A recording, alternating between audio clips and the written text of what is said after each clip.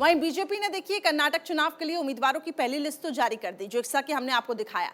अब सूची जारी करते वक्त बीजेपी ने प्रचंड बहुमत से सत्ता में वापसी का भी दावा किया।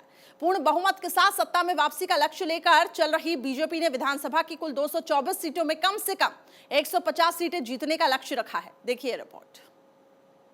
भाजपा पर ये विश्वास लगातार बढ़ रहा है। भारत माता की, भारत माता की, भारत माता की।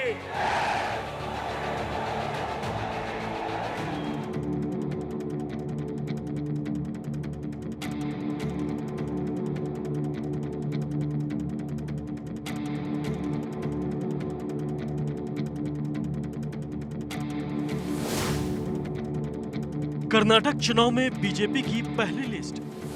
सामने आए 189 कैंडिडेट के नाम। 5 वकील, 9 डॉक्टर, 32 ओबीसी, 52 नए चेहरों को मौका, 11 विधायकों का टिकट कटा। बीएस येदियुरप्पा के बेटे को शिकारीपुरा से टिकट। कर्नाटक चुनाव के लिए बीजेपी की पहली लिस्ट सामने आ गई है। कुल 189 उम्मीदवारों का ऐलान कर दिया गया है।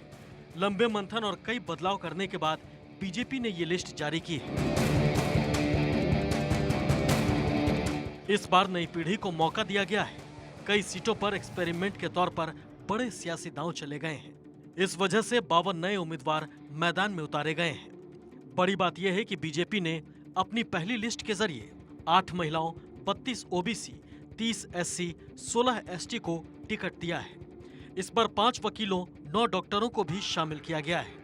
असल में प्रधानमंत्री नरेंद्र मोदी ने बैठक के दौरान ही इस बात पर जोर दिया था कि नए चेहरों को मौका देना जरूरी है।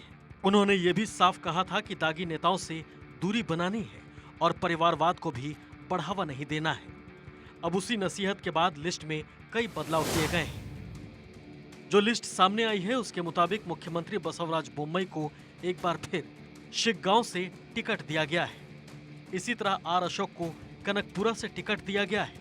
वे कांग्रेस के दिग्गज डीके शिव कुमार से मुकाबला करने जा रहे हैं। चन्नापटना में इस बार पार्टी के पूर्व सीएम एचडी कुमार स्वामी के सामने सीपी योगेश्वर को उतारा गया है। योगेश्वर इसके अलावा पद्मनाभ सीट से भी किस्मत आजमाने जा रहे हैं। पूर्व सीएम येदियुरप्पा के बेटे को भी पार्टी ने शिकारपुर से टिकट दे दिया है।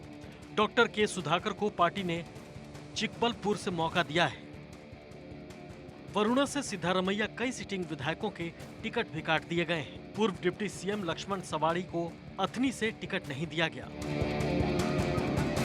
वैसे पहली लिस्ट में बीजेपी ने किसी मुस्लिम प्रत्याशी को मौका नहीं दिया है। वहीं जगदीश शेट्टार का पत्ता भी इस बार कट गया है। उन्हें तो पार्टी हाईकमान ने कल बातचीत के लिए बुलाया है। मीडिया से बात करते हुए जगदीश ने कहा कि पहली लिस्ट में उनका नाम होना चाहिए था। वैसे जिन 11 सिटिंग विधायकों के टिकट कटे हैं उनकी लिस्ट भी सामने आ गई है। बीजेपी ने इस बार रामदुर्गा से महादेवप्पा का टिकट काट दिया है। शिराहिती से इस बार रमन्ना लमानी को टिकट नहीं मिला है। बेलागुम नॉर्थ से अनिल बेनके को इस बार मौका नहीं दिया गया। सुलिया में भी एस अंगर का टिकट काट दिया गया है। कपू सीट पर भी लालजी मेंढन को इस बार चुनावी मैदान में नहीं उतारा गया। चुनाव प्रक्रिया की बात करें तो 13 अप्रैल से नामांकन प्रक्रिया शुरू हो जाएगी और 20 अप्रैल तक नामांकन किया जा सकेगा। वहीं 10 मई को वोटिंग होगी और 13 मई को जनता का जनादेश आएगा। इस बार चुनावी मैदान में आम आदमी पार्टी भी उतरी हुई है। पार्टी ने सभी सीटों पर चुनाव लड़ने का ऐलान कर दिया है। उसकी तरफ से भी उम्मीदवारों की एक लिस्ट जारी की जा चुकी है। कांग्रेस ने भी लिस्ट जारी कर दी है। कर्नाटक विधानसभा की मौजूदा स्थिति की बात करें तो इस समय बीजेपी के पास 120 सीटें हैं, कांग्रेस के पास 72 और जेडीएस के खाते में 30 सीटें हैं। पहले विधानसभा चुनाव में त्रिशंकु स्थिति थी और किसी को भी बहुमत नहीं मिला था। तब शुरुआत में कांग्रेस और जेडीएस ने हाथ मिलाकर सरकार बनाई थी, लेकिन बाद में कांग्रेस में फूट पड़ी और कई विधायक बीजेपी में चले गए। बीजेपी की सरकार बनी। इस बार सभी पार्टियां कोशिश कर रही हैं कि उन्हें अपने दम पर पूर्ण बहुमत मिल जाए। उसी वजह से प्रत्याशियों के ऐलान से पहले काफी मंथन किया जा रहा है। Bureau report, Bharat 24।